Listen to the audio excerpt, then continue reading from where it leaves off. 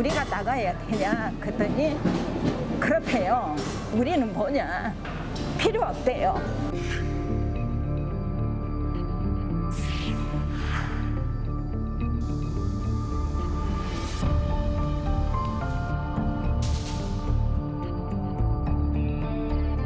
에어컨이 없는 문제뿐만 아니라 마땅히 쉴 수 있는 곳이 없는 문제를 비롯해서 근무 조건이 열악한 게 굉장히 많았어요. 한 지역의 역사와 생활상을 엿볼 수 있는 공간이 있습니다. 바로 전통시장이죠. 그리고 정부와 지자체는 이런 전통시장의 명맥을 잇고 활성화하기 위해서 여러 노력을 이어오고 있습니다. 그런데 최근 충남 홍성군에서는 전통시장 활성화를 놓고 지자체와 상인 간의 의견이 맞지 않아서 잡음이 커지고 있습니다. 무엇이 문제인지 이럴 수 이슈가 찾아가 봤습니다. 홍성 전통시장에서 장사하고 있는 구근안입니다. 신축 장옥으로 인해 마늘전의 주위에 있는 상인들이 영업적 피해를 보고 있는데 저희는 어떻게 하면 좋을까요?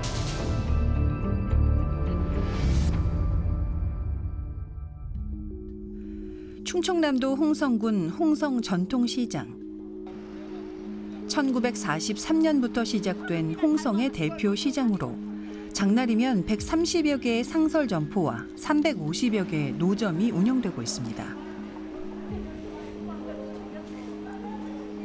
장옥은 상설 점포를 말하는데요. 최근 마늘시장 앞으로 신축 점포가 들어섰습니다. 공사가 시작될 시점에 마늘이 가장 많이 수확이 되는 시기였고 그러므로 인해서 마늘을 많이 사들여야 되는 상황인데도 마늘을 많이 사지 못했고 그걸 또 적재할 공간이 없고 협소했기 때문에 많이 쌓아놓지 못해서 그 당시부터 지금까지 영업적 피해가 계속 이어져 오고 있습니다. 신축 점포 공사가 시작된 5월은 마늘 수확기였는데요. 대량 구매를 위해 필요한 적재 공간과 차량의 이동로가 사라져 문제가 발생한 겁니다.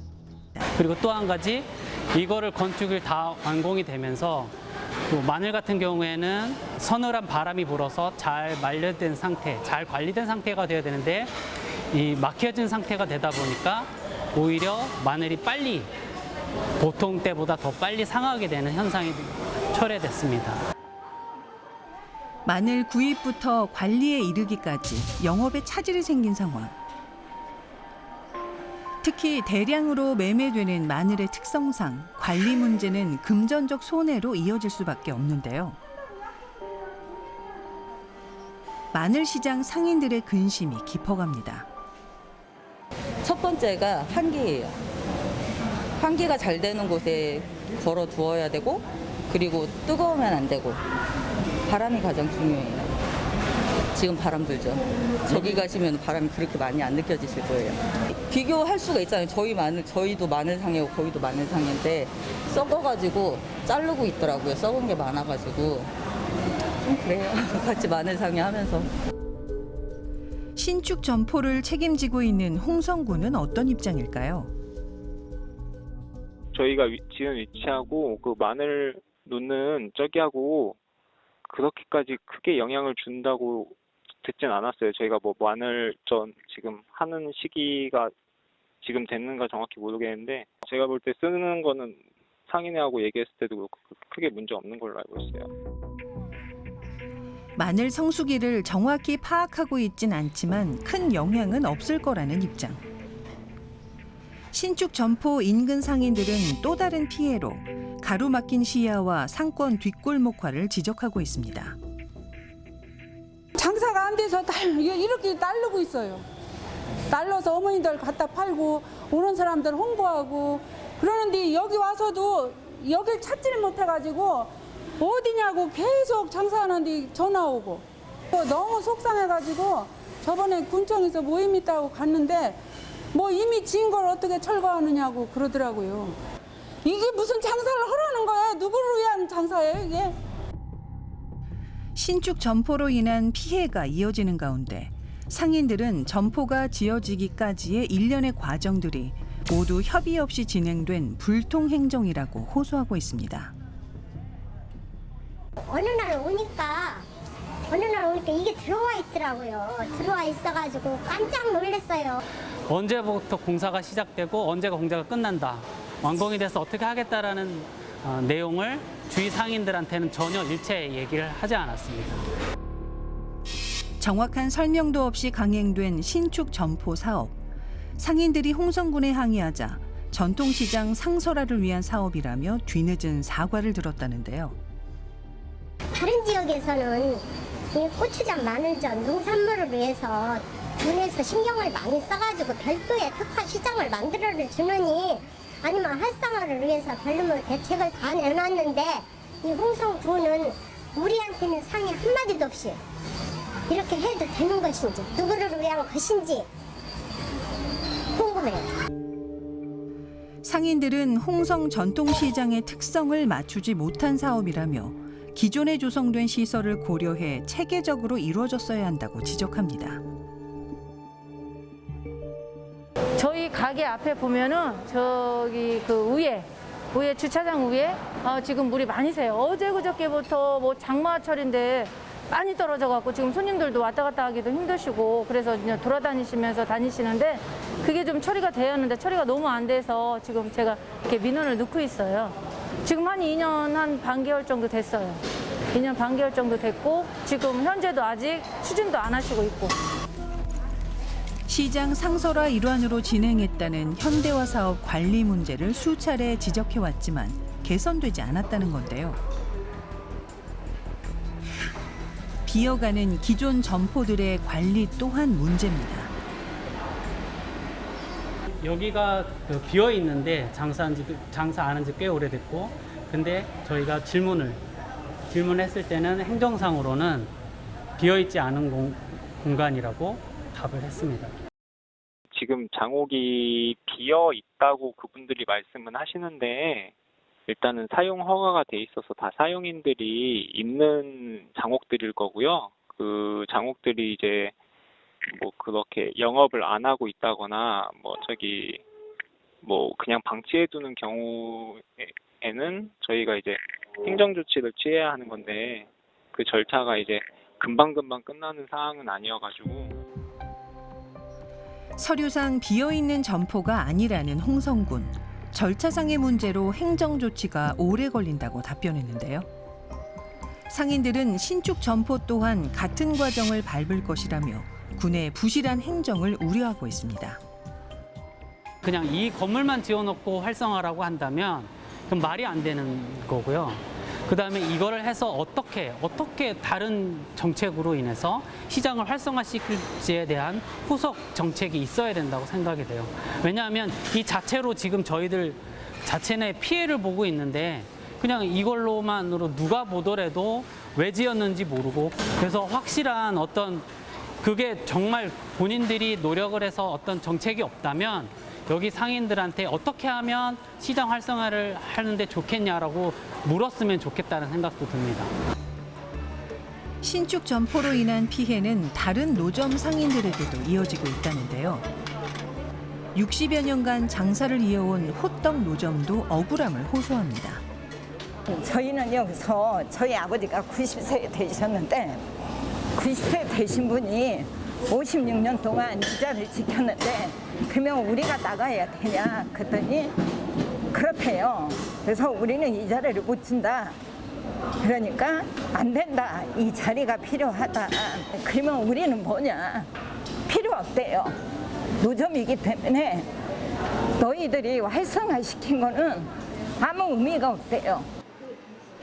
사업 계획 당시 호떡집 위치에 신축 점포가 들어설 예정이었다는 겁니다.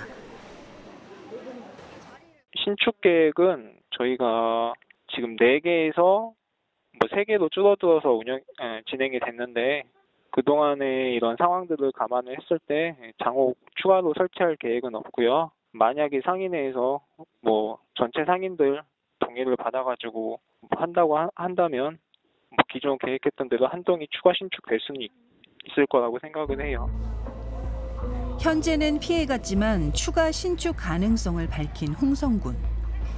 한 차례 일방적인 이전 통보를 받았던 노점상은 자리를 빼앗길 수도 있어 불안합니다. 노점 상인들과 신축 점포 입주자들의 상권 위치가 겹치는 것 또한 문제가 되고 있는데요. 신축 점포에 출입구를 만들어 놓은 곳에 기존 노점상들이 위치해 있어 상인들 간의 마찰이 우려되는 상황입니다. 비켜줄 수가 있나? 여기 장사하던 사람이 앉아서 장사를 해야지. 그렇다고 비켜줄 수 있어? 수십 명한 장사를.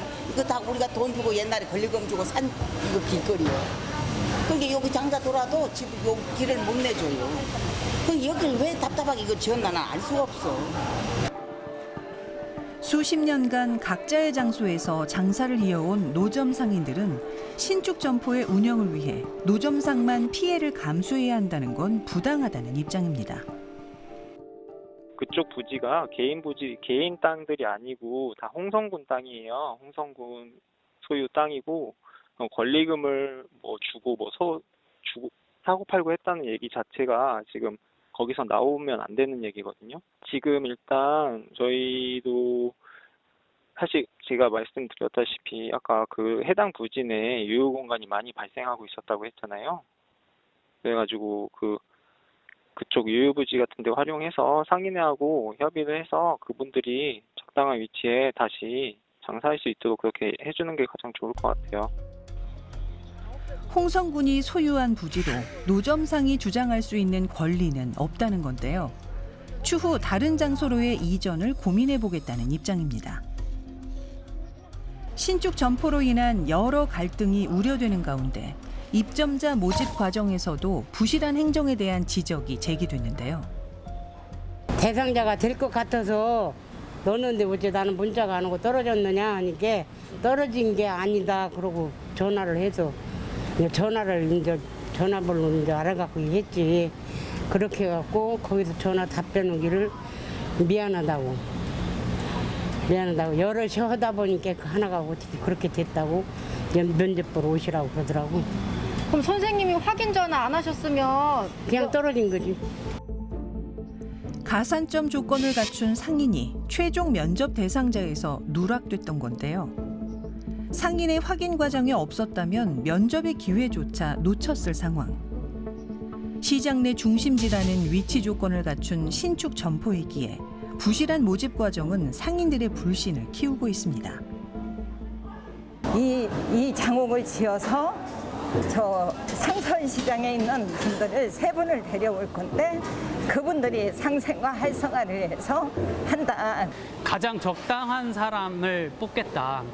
그러니까 어떤 사람의 어떤 기준에 관해서는 시험지 노출이기 때문에 그거에 관해 말할 수가 없고 시장을 활성화시킬 수 있는 업종, 그다음에 시장을 들어와서 상인들하고 분란이 없고 화합할 수 있는 그런 분.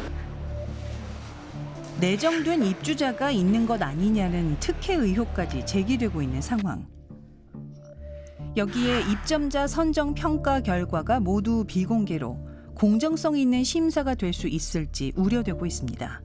어쨌든 이 문제를 만들어낸 것은 홍성군 행정이거든요. 처음 장옥이 들어설 때 주변의 상인들은 아무도 몰랐습니다. 심지어 저희 군의회도 몰랐었으니까요. 상인들도 도대체 왜 이 장옥이 신축되어야 하는지에 대한 납득을 하지 못한 상태에서 과연 얼마나 제대로 된 투명성을 갖고 그 입점하실 상인분들을 선정할 것인가에 대한 문제가 좀 대두되고 있는 것 같습니다. 이와 같은 민원들이 좀 발생하지 않도록 이번 일을 계기로 홍성군도 좀 더 능동적이고 적극적이고 또 주민 편의적인 그런 행정 서비스를 제공할 수 있기를 바랍니다. 전통시장을 살리기 위해 추진되고 있는 다양한 공공행정.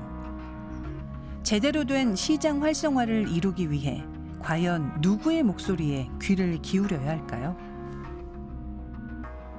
전통시장 활성화를 위해서 군에서 노력하시는 건 알겠는데 그 작은 목소리라도 귀 기울여서 들으셨으면 좋겠습니다.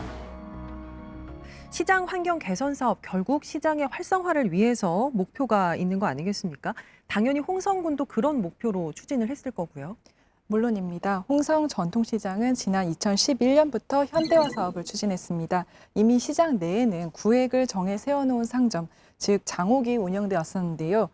현대화 사업을 통해 신식 점포로 바꾸는 일이 진행됐습니다. 문제는 신축 점포가 들어선 구역의 위치인데요. 그 신축 점포가 들어선 위치는 통상적으로 마늘전이라고 불리는 구역이었는데요.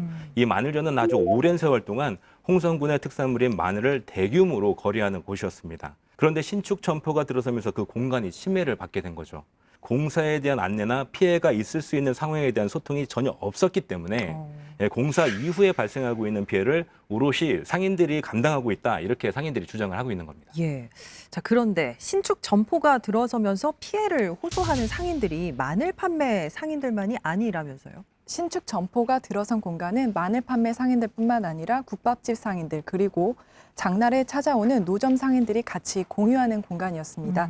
현재는 신축 점포가 시장 중앙을 막고 있기 때문에 상인들은 시야가 막혀 답답함을 호소하고 있을 뿐만 아니라 영업 차질도 우려하고 있는 실정입니다. 신축 점포 입점자 선정 과정에서도 여러 잡음이 나왔다고 하는데 이거는 또 무슨 일인 건가요? 예, 시장 중앙에 위치한 신축 점포는 현재 홍성 전통시장에서는 최고의 위치다, 이렇게 불리고 있는데요.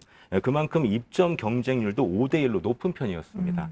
여러 논란이 일었던 만큼 그 상인들의 우려를 덜하기 위해서는 공정성 있는 심사가 진행이 됐어야 했을 텐데요. 화면을 통해서도 확인된 것처럼 심사 기준이 비공개였고 또 선정자들이 어떤 기준으로 뽑힌 건지 확실히 알 수 없다, 이런 주장을 내놓고 있습니다. 따라서 모든 상인들이 납득할 수 있도록 심사 기준을 투명하게 공개하길 바란다, 이렇게 촉구하고 있는 상황입니다. 예. 전통시장의 활성화를 위해서는 지속적인 투자가 필요할 겁니다. 하지만 시설 현대화가 시장 활성화의 핵심이 될 수는 없겠죠.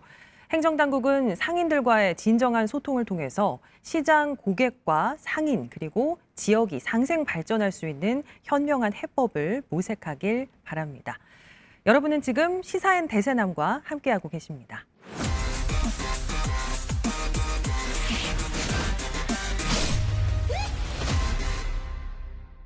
길었던 장마가 끝나고 막바지 무더위가 예상되는 요즘입니다. 그런데 이 더위 속에서 한 평도 안 되는 좁은 공간에서 일하는 사람들이 있습니다. 아파트 경비원들의 이야기입니다. 열악한 노동 환경에 놓여 있음에도 제대로 된 목소리를 내지 못하는 경비 노동자들의 고충, 시민일보 불청객이 들여다봤습니다. 네, 지금 시간이 새벽 6시를 향해 가고 있습니다. 국민 2명 가운데 1명이 살고 있는 아파트. 이곳을 관리하는 일은 아파트 경비 노동자들이 담당하고 있는데요. 요즘처럼 폭염과 장마가 극성일 때 아파트 경비 노동자들 많은 어려움 속에 일을 하고 있습니다. 오늘은 이들의 하루를 한번 들여다보도록 하겠습니다. 대전의 한 아파트에서 경비 노동자로 근무하고 있는 강용도 씨. 하루 2교대로 근무하는 강 씨는 아침 6시에 출근합니다. 경비실에서 옷을 갈아입고 업무를 시작하는 강 씨. 아파트 단지 안에 쓰레기 청소와 순찰 등 주민 불편이 없도록 자신의 업무를 충실히 수행합니다. 아침에 출근할 때 통행에 불편을 주는 이런 주차 차량들이 있거든요. 그러면 저희들이 전화나 혹은 사진 찍어서 문자로 이동 주차 요청을 드리고 있습니다.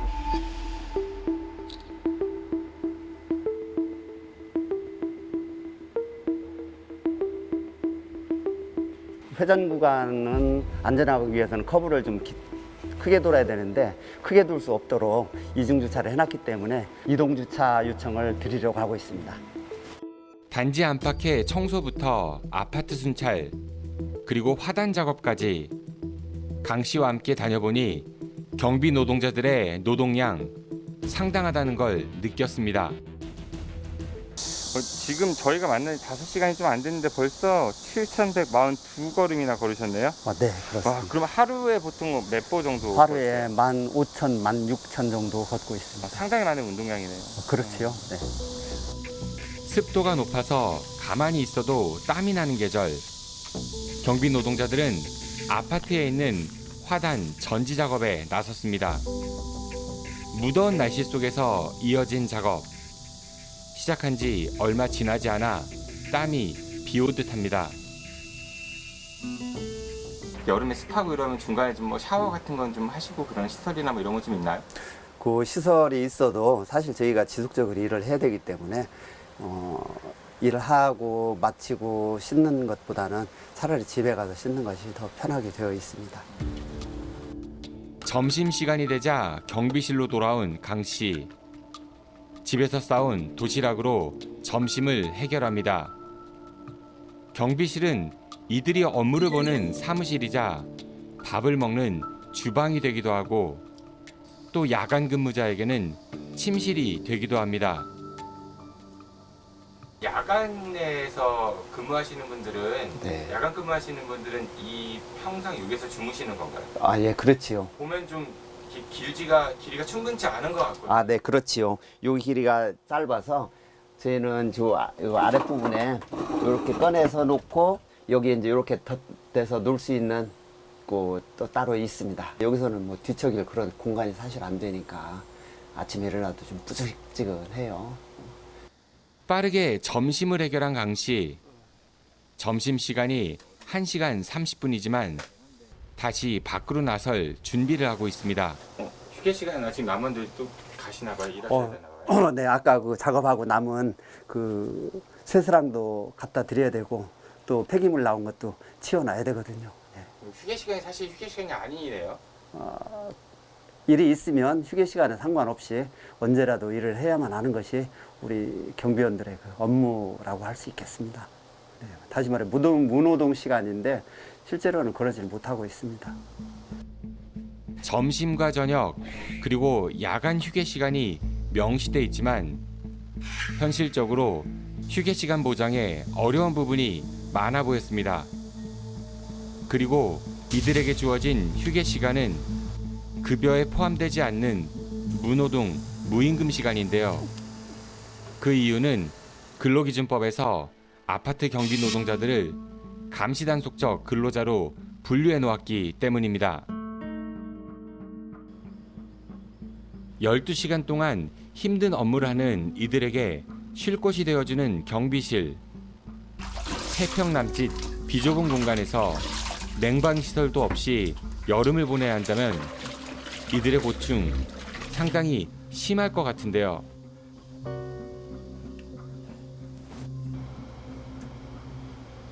에어컨이 있어서 그나마 다행이라고 저희들은 위안 삼고 있습니다.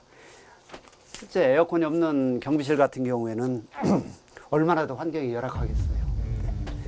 지어진 지 오래된 아파트의 경비실. 업무 환경이 좋다고 보긴 어렵습니다. 실외 온도가 35도를 오르내리는 상황. 직접 경비실에 들어가 봤습니다. 네, 이곳이 바로 대전에 있는 한 아파트 경비실입니다. 근데 여기가 화장실인데 안내를 보시면은 상당히 좀 비좁습니다. 저희가 이 온도계를 갖다 놨는데요. 보시면 지금 실내 온도가 32.2도입니다. 물론 이 아파트 경비실에는 에어컨이 설치가 되어 있습니다. 근데 저희가 에어컨이 없는 경비실을 가정해서 오늘 가동하지 않았고요. 네, 펼쳐놓고 이걸 아마 되시는 것 같거든요. 이렇게 주무시는 것 같은데 제가 한번 누워보겠습니다.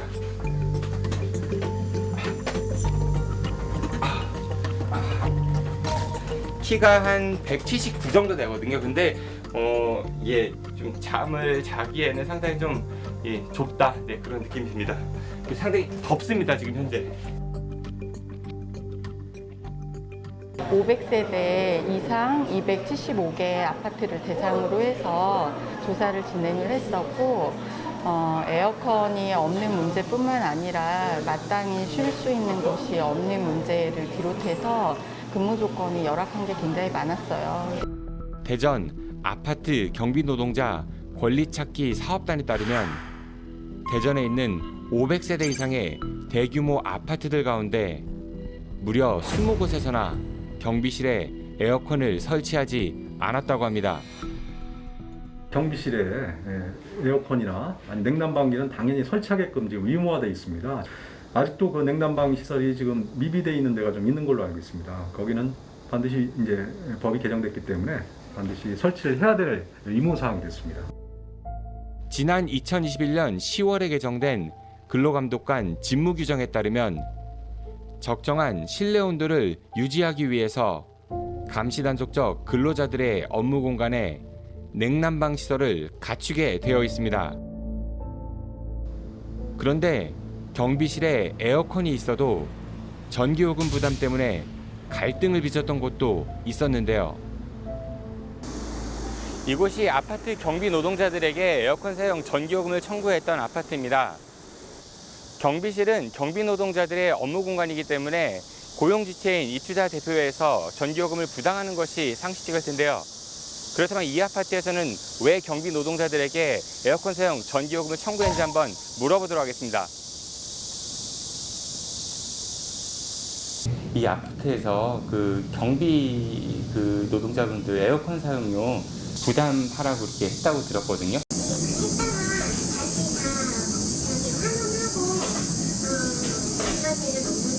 그럼 지금은 입주자 대표에서 부담을 하고 있나요?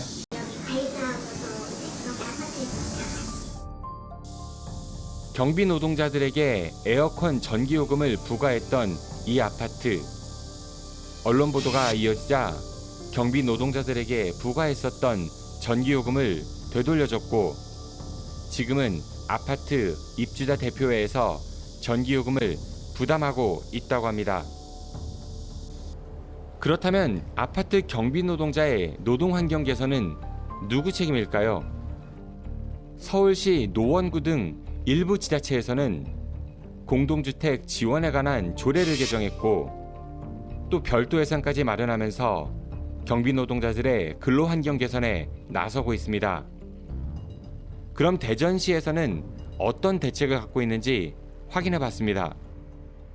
저희가 작년부터 공동체 활성화 사업을 이렇게 좀 진행을 하고 있어요. 경비 노동자에 대한 어떤 근무 환경 개선이라든가 에어컨 설치 이런 쪽으로 일부 지원을 하고 있거든요. 그런데 아직 설치되지 않은 곳도 있는데 그럼 그건 어떻게 된 건가요? 신청을 안 해서 그런 건가요?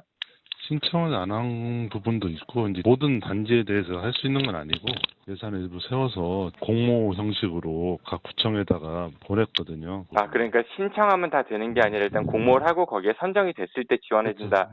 이런 얘기신 거죠? 혹시 공동주택 지원 조례 개정 이런 것들은 계획이 있으신가요? 아파트에서 전체적으로 하셔야 하는 게 맞거든요, 사실은. 경비 노동자들의 노동 환경 개선에 다소 소극적인 모습을 보이는 대전시. 그러는 사이 아직도 에어컨이 설치되지 않은 경비실이 많아서 많은 경비 노동자가 폭염 속에서 힘겹게 일하고 있습니다. 지금 관리사무소에는 에어컨 틀어져 있죠? 그렇죠.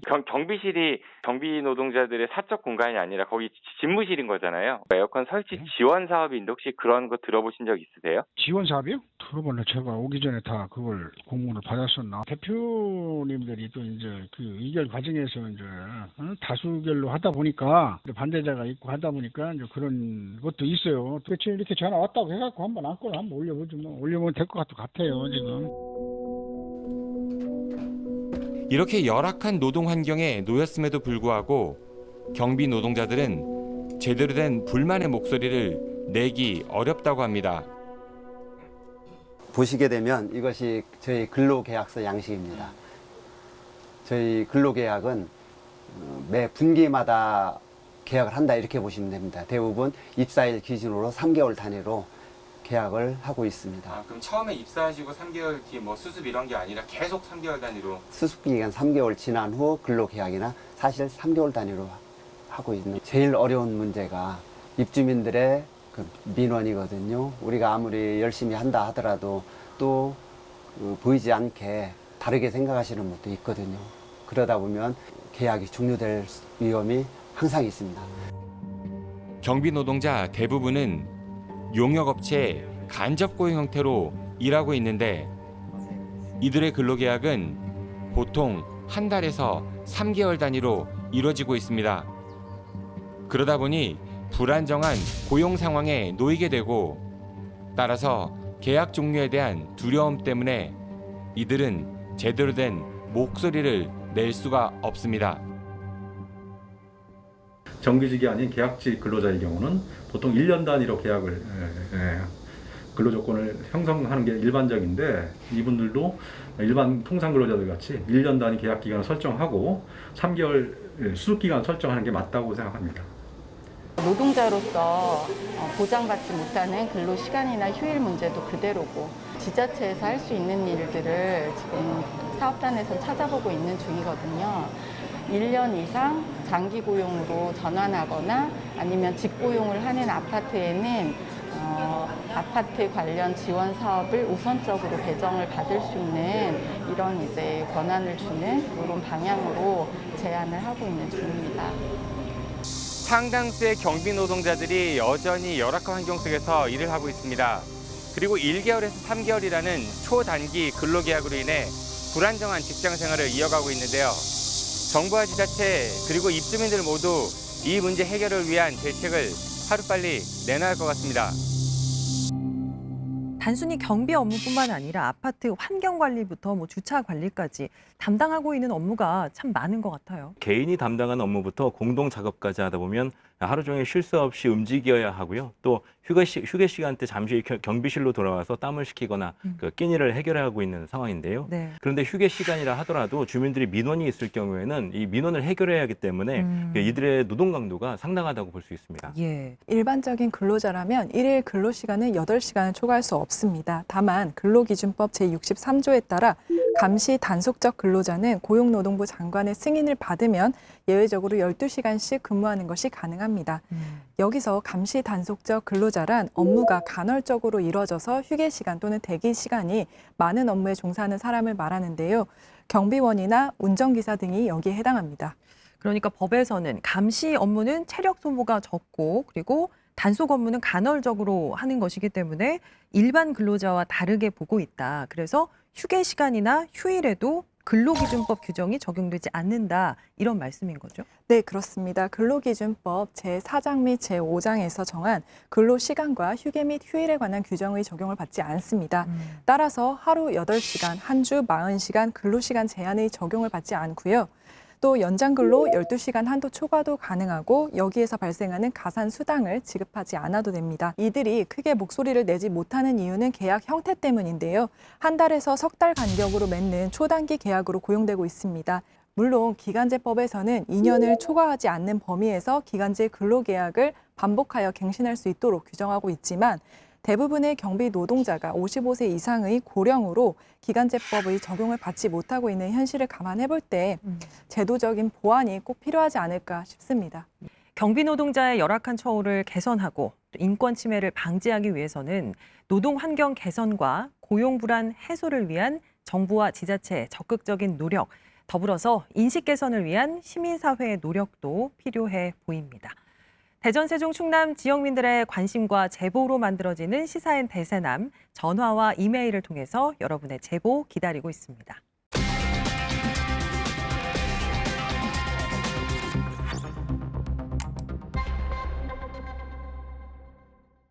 대세남이 선택한 한 주간 대전, 세종, 충남의 이슈, 대세남 2주의 픽입니다. 첫 번째 픽은 기습 건립 평화의 소녀상입니다. 광복절이었던 지난 15일 충남대 교정에 평화의 소녀상이 세워졌습니다. 전국 국립대에서는 처음이자 건립이 추진된 지 무려 5년 만인데요.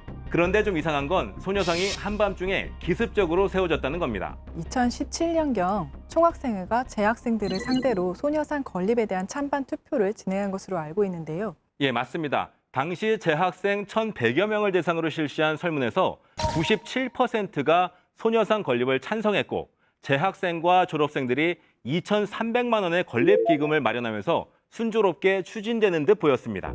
하지만 대학 측이 구성원 의견 수렴이 부족하다거나 허가받지 않고 건립을 강행하면 소송을 할 수도 있다. 이렇게 반대 입장을 보이면서 갈등이 깊어졌다는 게 추진위 측의 입장입니다. 이후 대학 측이 개교 70주년 위원회에 소녀상 건립을 공식 안건으로 상정하겠다. 이렇게 약속하면서 갈등이 다소 누그러졌지만 결과적으로 안건은 상정되지 않았고 논의는 또다시 원점으로 되돌아오고 말았습니다. 역사를 바라보는 시각이 다를 수는 있죠. 하지만 재학생 90% 이상이 찬성한 사안을 의견 수렴이 부족하다는 이유로 거부하는 것이 과연 맞는지 의문이 남는 것도 사실입니다. 부디 평화의 소녀상 때문에 캠퍼스의 평화가 깨지는 일은 없기를 소망해 봅니다. 두 번째 픽은 교통정리로 정했습니다. 우리 지역 관심사 중 하나가 육군사관학교의 논산 이전이죠. 윤석열 대통령의 공약이기도 했고요. 그런데 이 육사 이전을 두고 대통령부터 국방장관, 충남지사와 논산시장까지 모두 제각각 입장을 보이고 있습니다. 이종섭 국방장관은 육사 이전은 정치적이라거나 할 수 있는 범위에서 육사를 지키겠다, 이렇게 대통령 공약과는 상반된 입장을 고수하고 있습니다. 당사자인 논산시장마저 육사보다 방위사업청 유치에 무게를 싣는 모양새여서 힘을 받지는 못하고 있습니다. 그런데 여기서 눈에 띄는 건 위에서 언급한 대통령과 도지사, 논산시장 모두가 국민의힘 소속 단체장들이라는 겁니다. 국방장관은 대통령이 임명했고요. 사실상 한 배에 탄 사람들인데 육사 이전을 두고는 제각각 입장차를 좁히지 못하고 있는 겁니다. 국민의힘 내 교통정리가 필요하다, 이런 의견들이 제기되고 있고요. 일부 정치권에서는 집권 여당의 일사불란한 국정 운영이 아쉽다, 이런 말들도 나오고 있는 실정입니다. 더 이상의 불필요한 경쟁이나 행정력 낭비를 막을 수 있는 컨트롤 타워가 절실해 보입니다.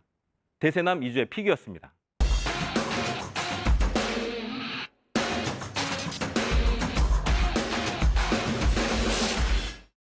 배움의 때를 놓친 사람들을 위해 전국 곳곳에 만들어진 야학. 한때는 수백 개가 넘는 야학이 운영되기도 했지만 대부분 운영난을 겪으면서 사라지는 실정에 놓여 있다고 합니다. 대전시 대흥동에는 어르신들이 모여서 한글을 배우는 청춘학교가 있습니다. 재정난 속에서도 배움을 갈망하는 어르신들을 돕는 청춘학교 전성화 교장의 바쁜 일상을 현지인에서 들여다봤습니다.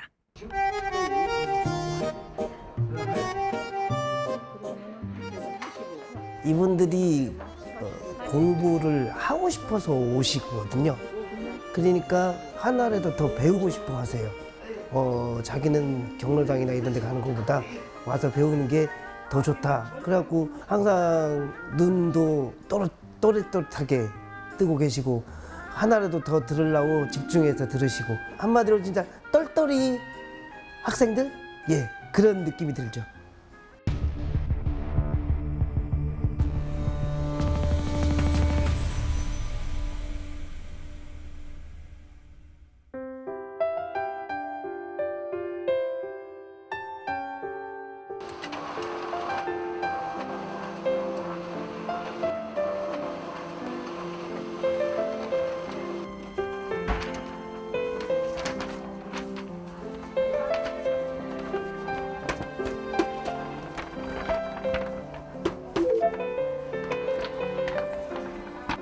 이번 주 11일 목요일 날 검정고시가 있어요. 검정고시 대비해서 지금 최종 이제 기출 문제 가지고 이제 점수가 얼마나 나오는지, 또 어떤 문제가 좀 어려운지, 그거 이제 테스트하려고 오늘은 하루 종일 이제 시험 보는 날입니다. 대전에서 지금 안타까운 현실이 뭐냐면 대덕구나 유성구에서 검정고시 교육을 받을 수 있는 곳이 없어요. 교육을 받으려고 그러면 저희 학교로 오거나 다른 데로 가거나, 신탄진이나 관평동이나 이런 데, 특히 저 외곽 지역에서는 오시려고 그러면 힘들죠. 아침 저녁 이렇게 하려고 그러면. 틀리는 문제들을 자꾸 보셔야 돼요. 시험 보느라고 고생 많으시죠? 네. 근데 우리가 꼭 100점 맞아야 돼요? 아니요. 100점 맞는 게 중요한 게? 아니에요. 100점보다 더 중요한 게 있죠? 그게 뭐죠? 행복이 제일 중요하죠. 저는 대흥동에서 어르신들과 함께 공부하고 먹고 놀고 있는 교장 전상화라고 합니다.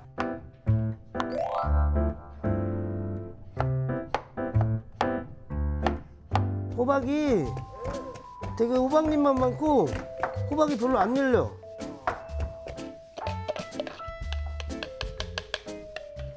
저희가 매일 그 어르신들하고 학생분들하고 같이 점심을 먹어요.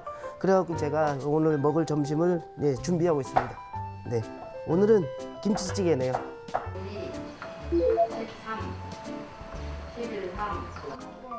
제가 이제 처음에 이거 할 때는 학생 한 분하고 저하고 이제 둘이 시작했거든요.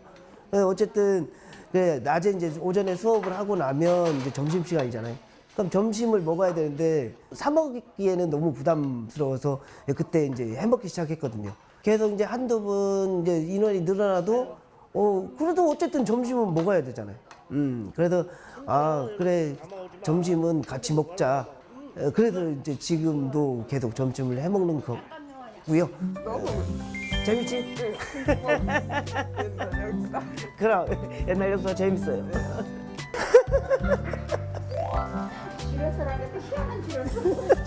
처음 문을 연 것은 2013년도 9월입니다.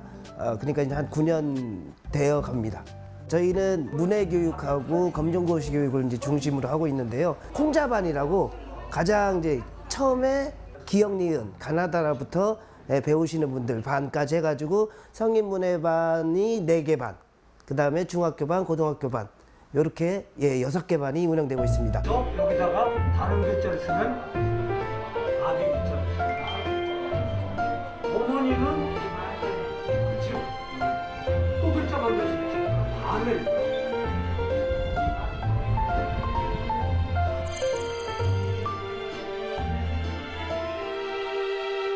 내가 우리 집 양반이 가신 지가 이제 몇 년 됐어요. 그래서 은행에 돈을 찾아서 내가 쓰려고 그러면 그거를 못 썼어요.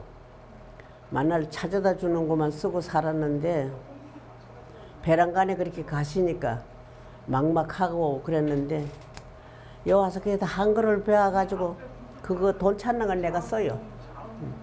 진짜 진작에 못 배운 게 못 찾은 것이 한시럽지요.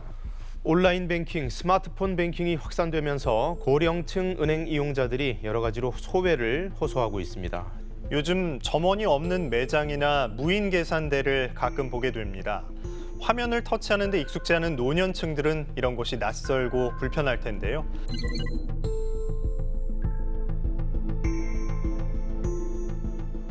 우리 사는 전반적인 모든 것이 편리하게 할 수 있게 하려면 좀 알아야 되잖아요. 사용 방법도 알아야 되고 어디에 있는지 알아야 되고 그렇지 않으면 내가 그 시설이나 혜택을 받을 수 없으니까요. 하다못해 진짜 의료 상식 같은 것도 그렇고 지원 나오는 것도 그렇고 그거를 모르면 그 모르는 거를 우리가 제대로 쓸 수가 없잖아요. 그러니까 살아가는 모든 생활 전반적인 것이 다 저는 문해라고 생각해요.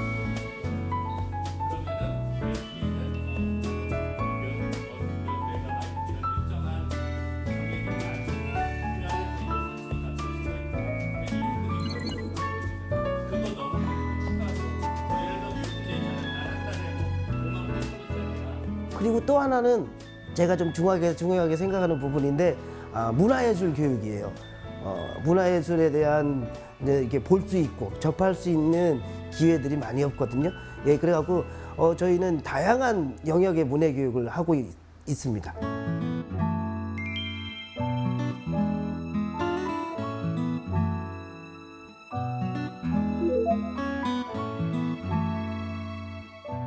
저희가 고정적으로 국가나 시에서 지원을 받는 게 아니에요. 1년에 한 번씩 공모사업을 내야 돼요. 공모사업을 신청서를 내가지고 심사를 받고 거기에 또 선정이 돼야지만 다시 또 지원을 받는. 그러니까 안정적으로 지원을 받는 거는 후원금밖에 없는 상황인 거죠. 그러니까 시설 운영을 하려고 그러면 그만큼의 또 이제 경비가 필요하고 인력이 필요하고 그런 상황에서 코로나19로 인해 갖고 많은 분들이 모든 활동들이 위축됐잖아요. 그래갖고 막상 후원을 받기도 쉽지가 않은 상황이라서 그게 좀 어려운 부분이 있죠.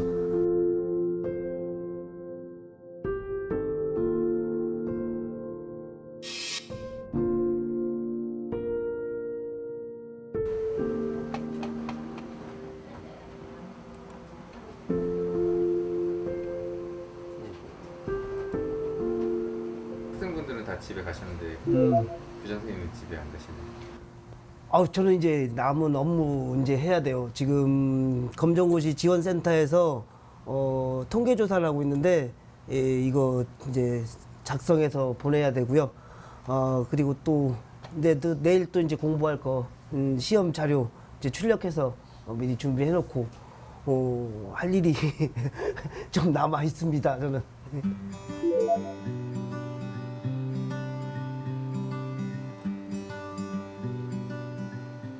특별히 큰 이유라기보다는요, 저는 그렇게 생각해요.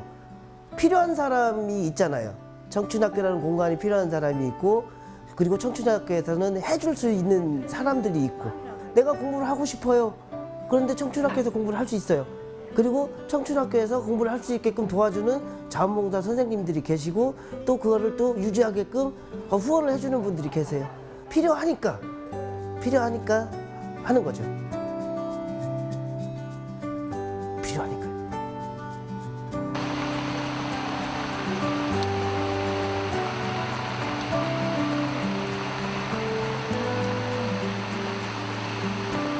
이쪽으로 오셔.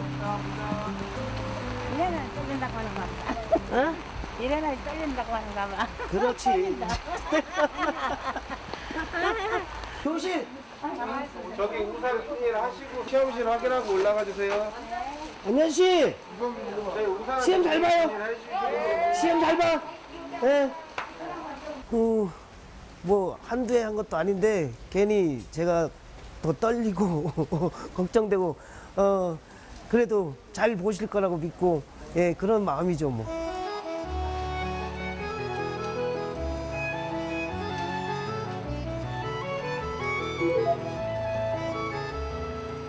어르신들이 여기 와서 편안하게 공부하고 쉬고 그다음에 내 꿈을 펼칠 수 있는, 그리고 건강하게 같이 함께 할 수 있는 공간이 됐으면 좋겠다.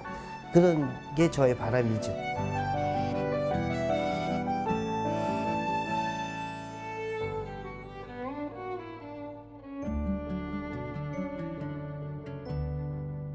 현재 이 청춘학교가 다른 복지시설의 문해기관과 성격이 좀 다르다고 하죠? 예, 그렇습니다. 이곳은 비영리 민간단체로 정부나 시로부터 지원금을 받지 못하고 있습니다. 상황이 이렇다 보니까 150여 명의 후원자들이 내는 그 후원금으로 대부분 운영이 되고 있고요. 정부나 시에서 매년 주관하는 공모 사업을 통해서 보조금을 지원받고 있습니다. 네. 현재 30여 분의 선생님들이 계시지만 노인 일자리 사업의 일환으로 오신 몇 분을 제외하면 교통비조차 지급받지 못하는 자원봉사자분들이 대부분이라고 합니다.